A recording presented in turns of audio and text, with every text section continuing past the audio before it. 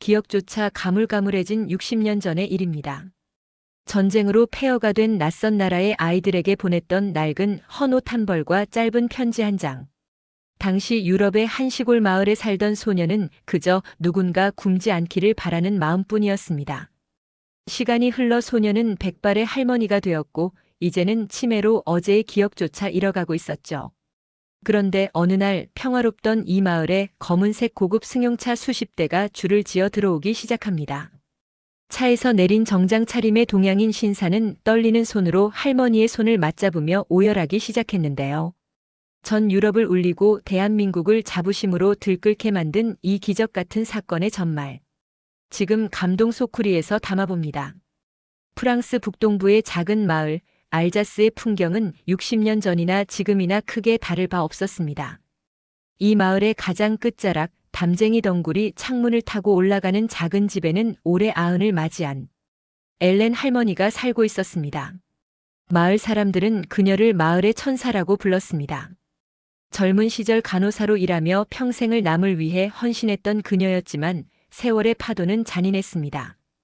이제 엘렌 할머니는 치매라는 불청객과 싸우며 방금 먹은 아침 식사 메뉴조차 기억하지 못한 채 창밖에 노을만 멍하니 바라보는 날이 많아졌습니다. 그녀의 곁을 지키는 것은 유일한 혈육인 손녀 마리였습니다. 마리는 할머니의 흐릿해진 눈동자를 볼 때마다 가슴이 미어졌습니다. 한때는 누구보다 총명했고 온 동네 아이들의 이름을 다 외우며 간식을 챙겨주던 할머니였습니다. 하지만 이제 할머니의 기억 속 세상은 하나둘씩 불이 꺼져가는 전구처럼 어둠 속으로 사라지고 있었습니다. 그러던 어느 화요일 오후였습니다. 마을의 평온을 깨는 낯선 소음이 들려왔습니다. 우체국 택배 차량이 엘렌 할머니의 집 앞에 멈춰 섰습니다. 우체부 자크는 고개를 갸우뚱하며 커다란 상자 하나를 들고 내렸습니다. 마리, 할머니 앞으로 소포가 왔어. 그런데 이거 발송지가 아주 멀어. 대한민국이라고 적혀 있네. 마리는 귀를 의심했습니다. 대한민국? 할머니는 평생 프랑스를 떠나본 적이 없는 분이었습니다. 한국에 아는 지인이 있을 리 만무했습니다. 더군다나 소포의 크기는 어마어마했습니다. 마리는 자크의 도움을 받아 거실 한복판에 상자를 놓았습니다. 잠자고 있던 엘렌 할머니가 소란스러운 소리에 눈을 떴습니다. 그녀의 시선이 상자에 머물렀습니다. 순간 할머니의 흐릿했던 눈동자가 미세하게 떨리기 시작했습니다. 마리는 조심스럽게 상자의 테이프를 뜯었습니다. 상자 안에는 향긋한 차 향기가 가득 퍼졌고 가장 위에는 고급스러운 비단으로 감싸진 편지 봉투 하나가 놓여 있었습니다. 마리가 편지를 펼쳐 읽어 내려가기 시작했습니다.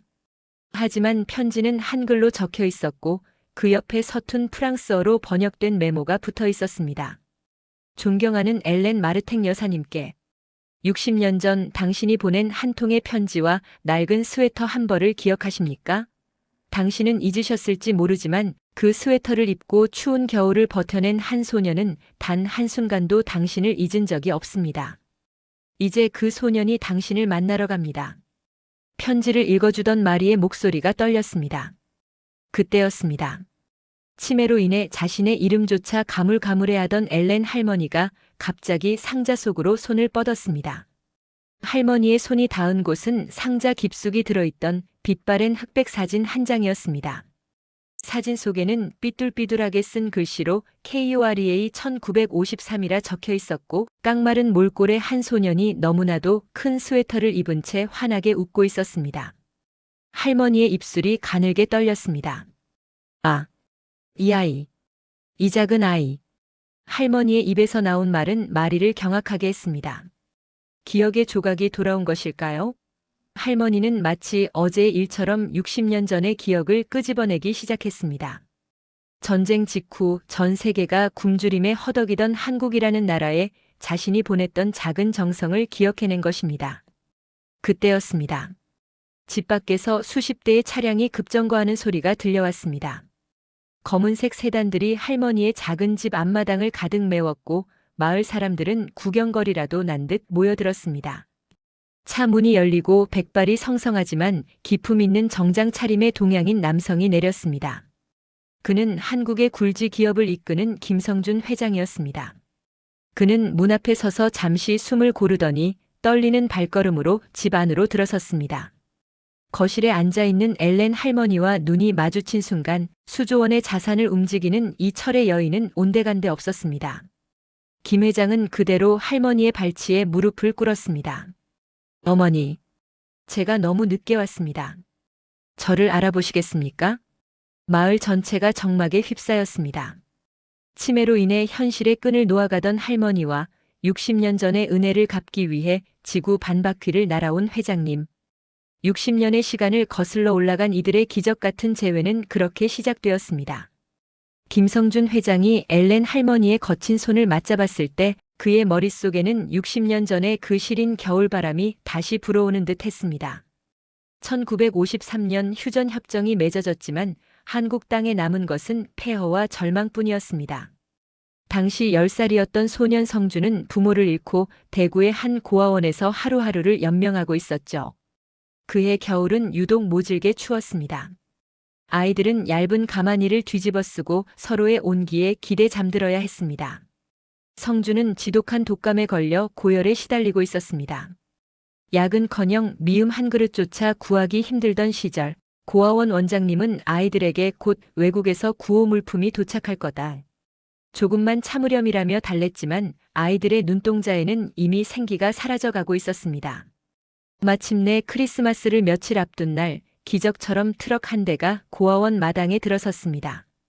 프랑스에서 온 구호 상자들이었습니다. 아이들은 너나 할 것 없이 달려들었지만 몸이 약했던 성준은 저 멀리 구석에서 그 광경을 지켜볼 수밖에 없었습니다. 모든 물건이 주인을 찾아가고 상자 바닥이 보일 때쯤 원장님이 성준에게 다가와 낡았지만 두툼한 회색 스웨터 하나를 건넸습니다. 성준아, 이건 프랑스에 있는 엘렌이라는 예쁜 누나가 너에게 보내준 거란다. 그 스웨터 안에는 작은 쪽지 하나가 들어있었습니다. 서툰 그림으로 그려진 에펠탑과 함께 당시 간호대생이었던 엘렌이 한글 사전을 찾아가며 한 글자 한 글자 정성스레 옮겨 적은 문장이 있었습니다. 멀리 있는 동생에게 이 옷이 너의 추위를 막아주길 기도할게. 넌 혼자가 아니야. 꼭 살아서 멋진 어른이 되렴. 어린 성준은 그 쪽지를 가슴에 품고 엉엉 울었습니다. 세상이 자신을 버렸다고 생각했던 소년에게 얼굴도 모르는 이국의 누나가 보낸 다정한 위로는 살아남아야 할 유일한 이유가 되었습니다. 성준은 그 스웨터를 해질 때까지 입고 또 입었습니다. 구멍이 나면 기워서 입고 작아지면 품을 늘려가며 그는 결심했습니다. 언젠가 반드시 이 은혜를 갚으러 가겠다고 말입니다. 김 회장은 품 안에서 아주 오래된, 이제는 누더기가 된 회색 스웨터 조각을 꺼냈습니다. 60년 세월 동안 그가 단 한 번도 몸에서 떼어놓지 않았던 인생의 부적과도 같은 물건이었습니다. 어머니, 기억나십니까? 당신이 보낸 이 작고 보잘것없던 스웨터가 한국의 한 고아 소년을 이 나라 최고의 기업가로 만들었습니다. 당신의 기도가 저를 살렸습니다. 엘렌 할머니의 눈에서 굵은 눈물방울이 떨어졌습니다. 치매라는 안개가 잠시 거친 찰나의 순간이었습니다. 할머니는 떨리는 손으로 김 회장의 얼굴을 쓰다듬었습니다. 아, 그 아이구나. 키가 정말 많이 컸구나. 그 스웨터가 정말 따뜻했니? 할머니의 그 한마디에 거실은 울음바다가 되었습니다. 손녀 마리도 밖에서 지켜보던 마을 사람들도 숙연해졌습니다. 김 회장은 할머니의 손등에 이마를 대고 흐느꼈습니다. 하지만 감동도 잠시, 김 회장을 따라온 비서실장이 다급하게 그에게 다가와 귓속말을 전했습니다. 회장님, 마을 입구에 기자들이 몰려들고 있습니다. 그리고 할머니의 건강 상태가 생각보다 위중하다는 주치의의 소견입니다. 서둘러야 합니다. 김 회장의 눈빛이 단호하게 빛났습니다. 그는 단순히 인사만 하러 온 것이 아니었습니다. 그는 자신의 전 재산을 털어서라도 엘렌 할머니의 남은 생을 세상에서 가장 빛나게 만들어줄 준비를 마친 상태였습니다. 마리 씨, 오늘부터 이 마을은 제가 직접 관리합니다. 아니, 이 마을 전체를 할머니를 위한 치유의 숲으로 바꿀 겁니다. 그리고 프랑스 최고의 의료진을 지금 당장 이 집으로 부르세요. 비용은 상관없습니다. 전쟁의 폐허에서 피어난 작은 나눔이 60년 뒤 거대한 보온의 물결이 되어 돌아온 순간. 하지만 그들을 기다리는 것은 아름다운 재회뿐만이 아니었습니다. 할머니의 재산을 노리고 나타난 먼 친척들과 이 감동적인 사연을 이용하려는 언론의 탐욕이 서서히 고개를 들기 시작한 것이죠.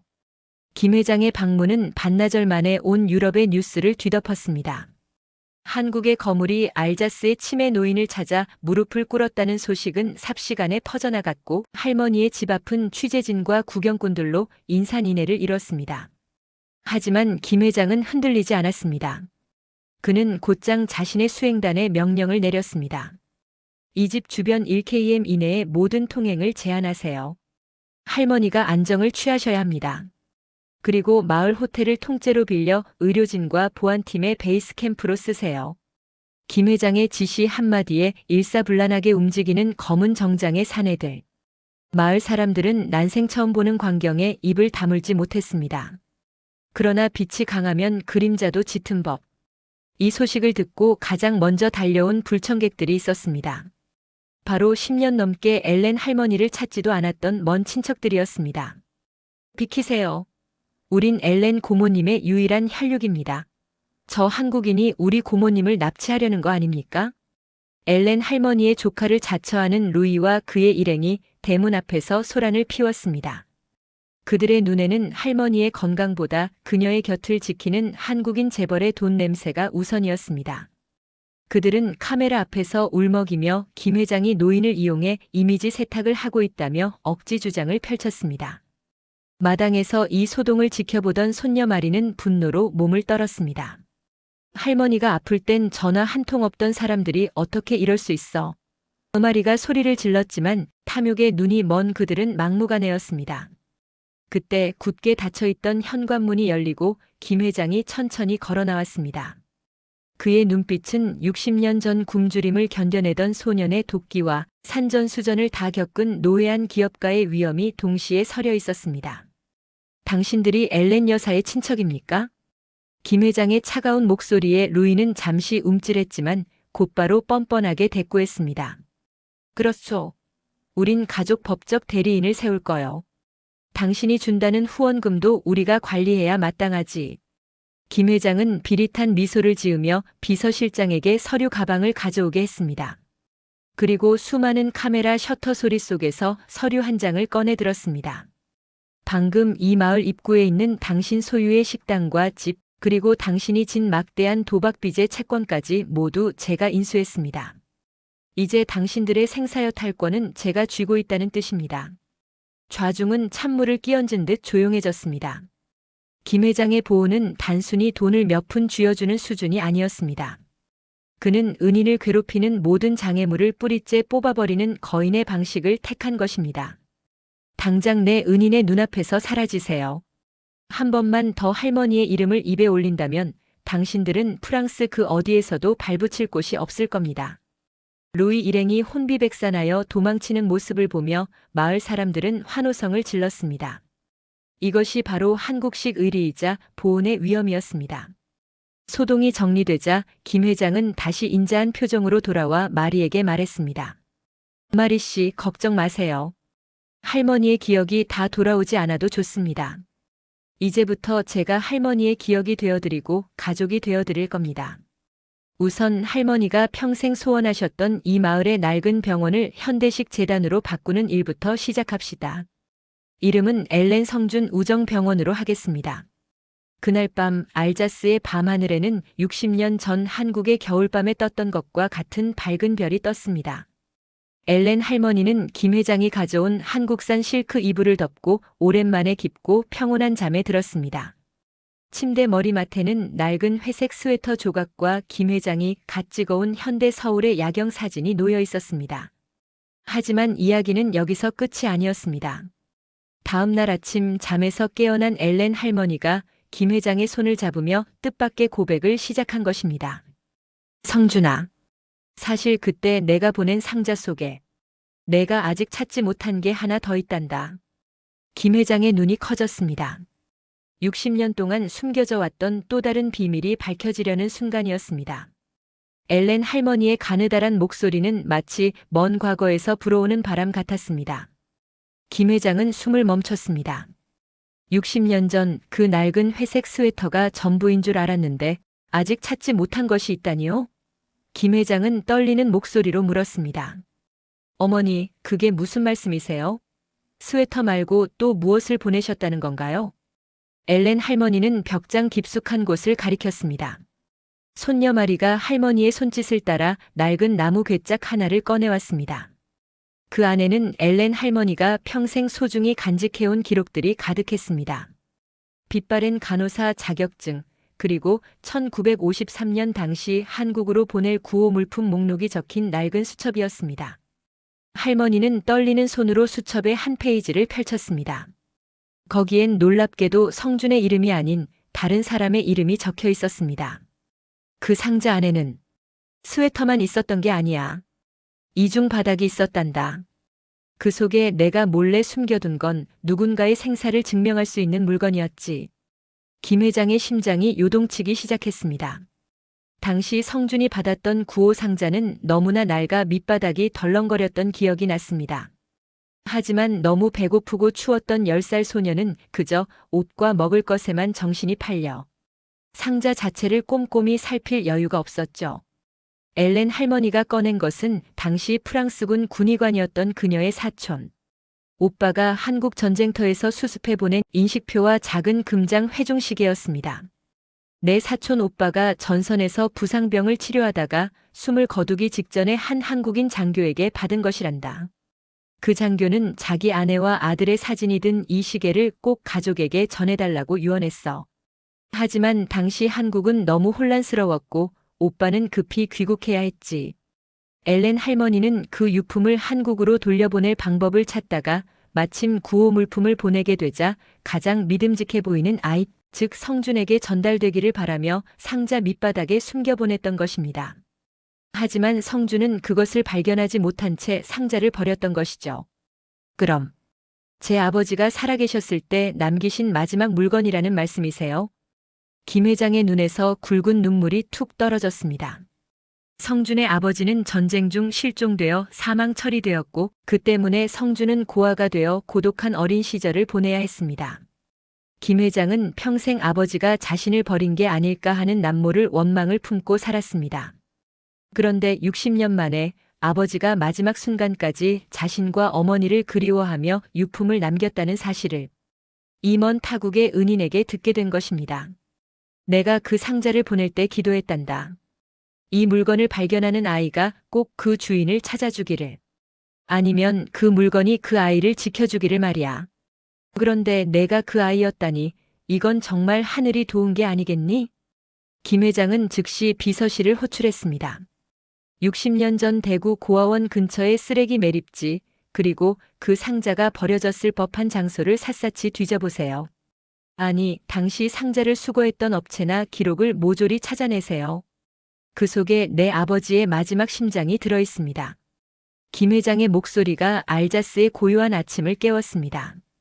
단순한 은혜 갚기인 줄 알았던 이 여정은 이제 김 회장 개인의 뿌리를 찾는 거대한 탐사로 변모하고 있었습니다. 한편 이 대화를 밖에서 엿듣고 있던 인물이 있었습니다. 아까 쫓겨났던 조카 루이의 사주를 받은 현지 기자였습니다. 한국 재벌 회장의 아버지가 남긴 유물이라니 이건 엄청난 돈이 될 정보였습니다. 그는 비열한 미소를 지으며 어딘가로 전화를 걸었습니다. 대박이야. 그 할머니가 비밀을 불었어. 60년 전 상자 속에 보물이 들어있대. 빨리 움직여야겠어. 감동의 물결 뒤로 다시금 탐욕의 그림자가 드리우기 시작했습니다. 김 회장은 과연 60년 전 잃어버린 아버지의 유품을 찾을 수 있을까요? 그리고 엘렌 할머니가 간직해온 이 마지막 기적은 어떤 결말을 맞이하게 될까요? 찾아내. 무슨 수를 써서라도 60년 전 그 상자의 행방을 추적해. 김 회장의 불호령에 한국 본사는 발칵 뒤집혔습니다.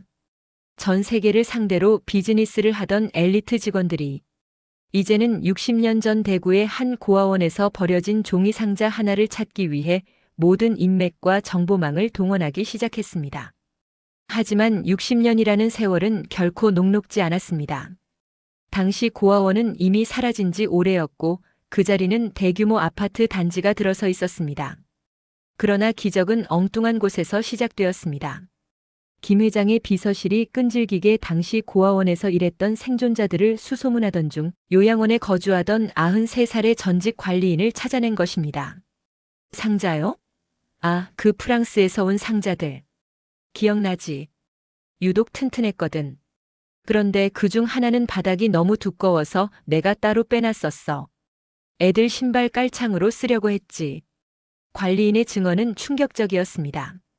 그는 상자 밑바닥이 이중으로 되어 있다는 것을 발견하고 그 안에 든 쇳덩어리와 고장난 시계를 보고는 돈이 될까 싶어 시장 전당포에 맡겼다고 했습니다. 하지만 워낙 낡고 이름조차 한글이 아니어서 거래는 성사되지 않았고 결국 근처 사찰의 큰 스님에게 애군을 막아달라며 시주함에 넣어버렸다는 것이었습니다. 이 소식은 즉시 알자스에 있는 김 회장에게 보고되었습니다. 김 회장은 핸드폰을 쥐고 손을 떨었습니다. 그 사찰. 지금 당장 찾아가세요. 아니, 내가 직접 가겠습니다. 하지만 그때 알자스의 엘렌 할머니 집 주변에서 심상치 않은 움직임이 포착되었습니다. 조카 루이의 사주를 받은 현지 기자와 정체불명의 사내들이 할머니의 집 뒷마당을 몰래 뒤지기 시작한 것입니다. 그들은 할머니가 말한 보물이 집 어딘가에 숨겨져 있을지도 모른다고 착각하고 있었습니다. 어이, 거기서 뭐 하는 거야? 마리의 외침에 사내들은 당황하는 기색도 없이 뻔뻔하게 다가왔습니다. 루이는 경찰까지 대동하고 나타났습니다. 내 고모님이 치매 증상으로 헛소리를 하고 계신데 저 한국인이 노인을 세뇌해서 유산 상속을 조작하고 있다. 이건 명백한 노인 학대다. 루이의 비열한 술책에 마을 경찰들도 우왕좌왕하기 시작했습니다. 기자들은 카메라를 들이대며 김 회장을 향해 공격적인 질문을 던졌습니다. 회장님, 은혜 갚기라는 명분 뒤에 숨겨진 목적이 정말 유산입니까? 아니면 할머니가 말씀하신 그 보물 때문입니까? 소란스러운 소리에 엘렌 할머니가 휠체어를 타고 거실로 나왔습니다. 할머니의 눈동자는 다시 안개가 낀 듯 흐릿해져 있었습니다. 루이는 그 틈을 놓치지 않고 할머니에게 달려들었습니다. 고모님, 저 사람한테 속으면 안 돼요. 저 사람이 고모님 보물을 뺏으러 온 거라고요. 할머니는 겁에 질린 표정으로 몸을 떨었습니다. 그 순간 김 회장이 루이의 앞을 가로막았습니다. 그의 눈에는 살벌한 분노가 서려 있었습니다. 보물? 그래, 너희 같은 인간들에게는 돈으로 보이는 게 보물이겠지. 하지만 내게 보물은 바로 이분의 마음이다. 그리고 내 아버지가 마지막까지 품고 있었던 이 가족의 기억이다. 김 회장은 즉시 자신의 전용기를 띄워 한국의 그 사찰에서 가져온 물건을 알자스로 공수하도록 지시했습니다. 그리고 단 몇 시간 만에 프랑스 상공을 가르고 날아온 헬기 한 대가 마을 광장에 내려앉았습니다. 헬기에서 내린 수행원이 조심스럽게 건넨 것은 60년의 세월을 견디며 녹슬어버린 인식표와 멈춰버린 금장 회중시계였습니다. 김 회장은 그것을 들고 엘렌 할머니 앞에 무릎을 꿇었습니다. 루이와 기자들, 마을 경찰들 모두가 숨을 죽이고 그 광경을 지켜봤습니다. 어머니, 보세요. 당신이 60년 전 그 상자에 담아 보내셨던 제 아버지의 마지막 심장입니다. 당신이 아니었다면 저는 평생 아버지가 저를 사랑하지 않았다고 오해하며 살았을 겁니다. 이 녹슨 쇳덩이가 제게는 수조 원의 재산보다 귀한 보물입니다. 김 회장이 인식표에 적힌 아버지의 이름을 떨리는 목소리로 읽어내려가자 현장에 있던 모든 사람이 숙연해졌습니다. 돈을 노리고 달려들었던 루이조차 그 압도적인 진실 앞에 입을 다물지 못했습니다. 그때였습니다. 멍하니 시계를 바라보던 엘렌 할머니가 갑자기 시계 뒷면의 작은 틈을 손톱으로 눌렀습니다. 딸깍 하는 소리와 함께 시계의 뒷면이 열렸고 그 안에서 아주 작은 종이 한 장이 툭 떨어졌습니다. 그것은 60년 전 성준의 아버지가 전선에서 엘렌 할머니의 사촌, 오빠에게 시계를 건네며 쓴 마지막 편지였습니다. 거기엔 프랑스어로 이렇게 적혀 있었습니다. 내 아들 성준아. 만약 누군가 이 시계를 너에게 전해준다면 그 사람은 하늘이 보낸 천사일 것이다. 그 천사의 손을 절대 놓지 마라. 할머니의 예언대로 엘렌은 정말로 하늘이 보낸 천사였습니다. 아버지가 남긴 마지막 메시지를 확인한 김 회장은 할머니의 품에 안겨 어린아이처럼 통곡했습니다. 하지만 감동의 절정에서 할머니의 손이 힘없이 툭 떨어졌습니다. 할머니의 안색이 급격히 창백해지기 시작한 것입니다. 어머니, 안 됩니다. 제발 눈을 뜨세요. 김 회장의 절규가 알자스의 작은 집을 흔들었습니다. 아버지의 마지막 편지를 확인한 그 기적 같은 찰나 엘렌 할머니의 심장은 마치 모든 임무를 완수했다는 듯 급격히 느려지기 시작했습니다. 노환과 오랜 치매로 쇠약해진 몸에 너무나 큰 감동이 휘몰아친 탓이었을까요? 프랑스 최고 수준의 의료진이 긴급히 심폐소생술을 실시했지만 모니터의 곡선은 점점 평행선에 가까워지고 있었습니다. 김 회장은 피가 나도록 입술을 깨물었습니다. 비서실장, 당장 파리 중심병원에서 심장 전문의를 헬기로 수송해. 그리고 이 마을의 모든 전력을 할머니 집으로 집중시켜. 의료기기가 멈추는 일은 절대 없어야 한다. 그의 명령 한마디에 프랑스 정부까지 움직였습니다. 한국의 거대 기업 회장이 전력을 다해 한 노인을 살리려 한다는 소식은 긴급 속보로 전 세계에 타전되었습니다. CNN, BBC, 그리고 한국의 모든 방송사가 이 작은 마을을 주목했습니다. 사람들은 숨을 죽였습니다. 60년 전 한 아이를 살렸던 여인이 이제 그 아이의 품에서 생애 마지막 기로에 서 있다는 사실에 전 세계 누리꾼들은 눈물을 흘리며 댓글을 달기 시작했습니다. 제발 기적이 일어나길. 60년 전의 스웨터가 이제 할머니의 생명줄이 되어주길 바랍니다. 한국인의 보온이 여기서 끝나선 안 됩니다. 할머니, 조금만 더 힘내세요. 마을 어귀에서는 놀라운 광경이 펼쳐졌습니다. 아까까지만 해도 돈을 노리고 소란을 피우던 루이와 기자들조차 숙연해진 채 할머니의 집을 향해 기도를 올리기 시작했습니다. 마을 주민들은 저마다 집에 있던 촛불을 들고 나와 할머니의 집 앞마당을 가득 메웠습니다.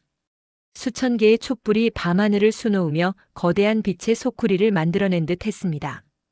그 시각 병상 곁을 지키던 김 회장은 할머니의 마른 손을 자신의 뺨에 갖다 대었습니다.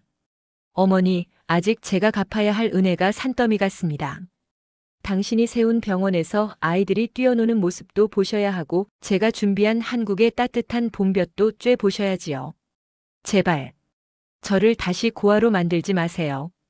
김 회장의 눈물이 할머니의 손등 위로 떨어졌습니다. 바로 그때였습니다. 멈춘 듯 했던 모니터에서 미세한 반응이 나타났습니다. 삐삐삐. 불규칙하던 심장 박동이 서서히 리듬을 찾기 시작했습니다. 의료진은 경악했습니다. 의학적으로는 설명하기 힘든 수치였습니다.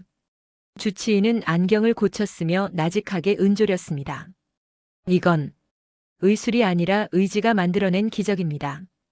여사님이 누군가의 목소리를 듣고 계신 것 같아요. 잠시 후 엘렌 할머니의 손가락이 아주 미세하게 움직였습니다. 그리고 굳게 닫혔던 눈꺼풀이 천천히 열렸습니다. 할머니의 눈동자는 더 이상 안개 낀 치매 환자의 그것이 아니었습니다.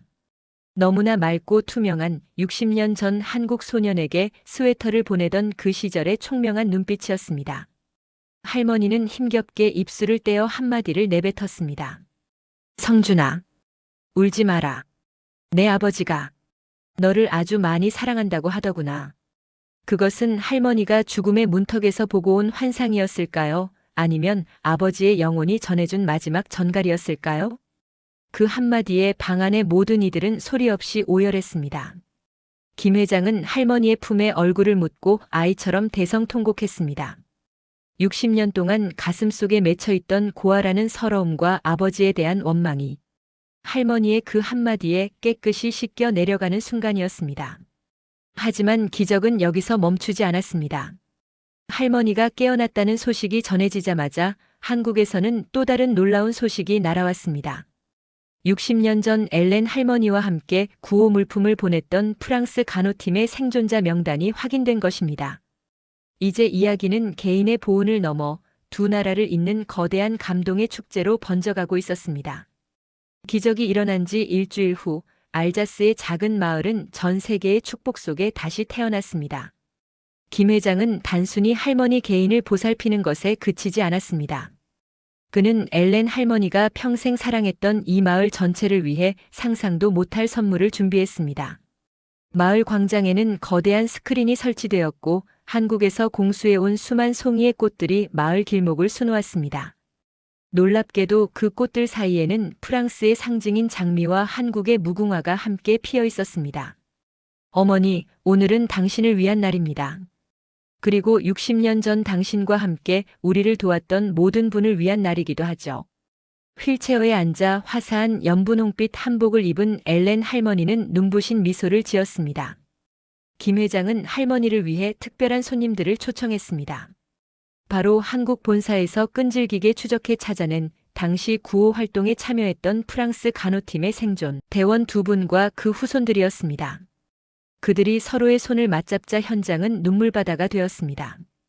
60년 전 가난하고 배고팠던 나라에 희망을 보냈던 소녀들이 이제는 백발의 노인이 되어 그 도움으로 우뚝 선 나라의 최고 기업가가 베푸는 만찬에 초대받은 것입니다. 이 광경은 위성을 통해 전 세계로 생중계되었습니다. 특히 한국의 시청자들은 우리가 받은 은혜를 이렇게 멋지게 갚아주다니 정말 자랑스럽다며 뜨거운 반응을 보였습니다. 축제의 하이라이트는 김 회장의 깜짝 발표였습니다. 그는 마이크 앞에 서서 마을 주민들과 전 세계 취재진을 향해 선포했습니다. 오늘 이 자리에서 발표합니다.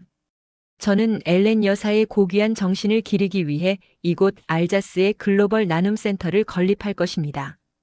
또한 이 마을의 모든 청년이 한국으로 유학 오거나 우리 기업에서 일하고 싶다면 제가 전액 장학금과 취업을 보장하겠습니다.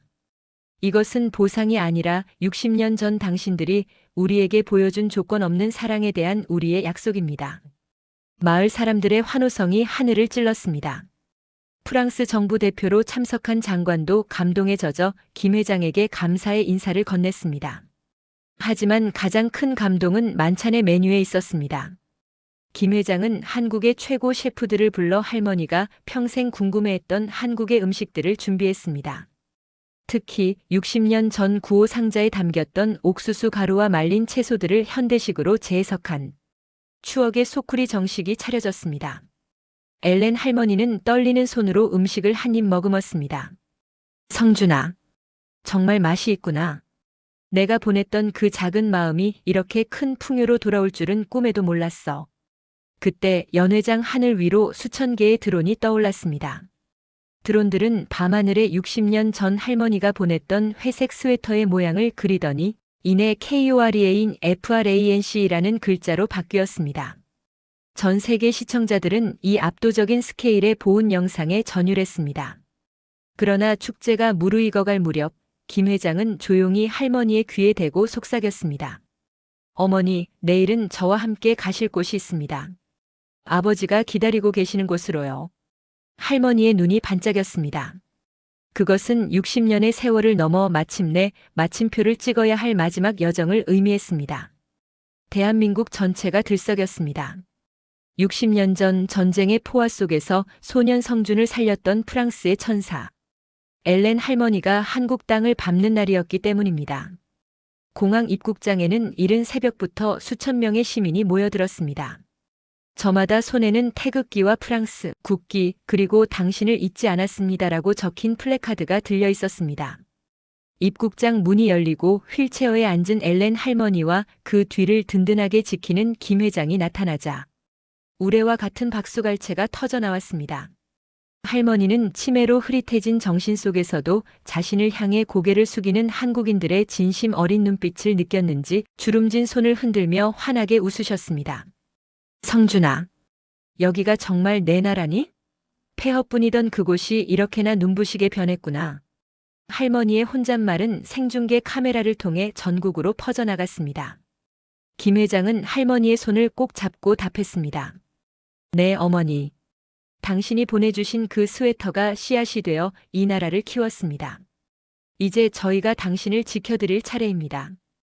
그들이 가장 먼저 향한 곳은 국립현충원이었습니다.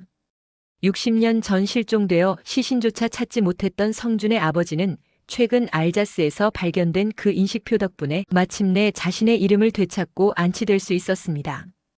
묘비 앞에 선 엘렌 할머니는 휠체어에서 일어나려 안간힘을 썼습니다. 김 회장과 마리의 부축을 받으며 할머니는 마침내 아버지의 묘비 앞에 섰습니다.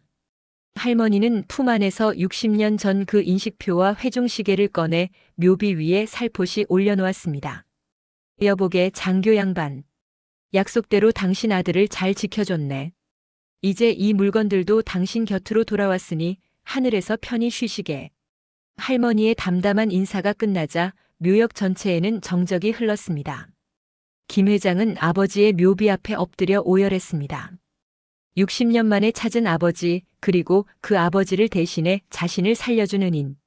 두 인연이 비로소 한자리에서 만나는 순간이었습니다. 이 장면은 유튜브 실시간 시청자 수백만 명을 돌파하며 전 세계적인 신드롬을 일으켰습니다. 단순히 한 기업가의 보온을 넘어 인류가 지녀야 할 잊지 않는 마음이 무엇인지 증명해 보였기 때문입니다. 그로부터 몇 달 후 엘렌 할머니는 김 회장이 마련해준 남산이 보이는 조용한 저택에서 평화로운 여생을 보냈습니다.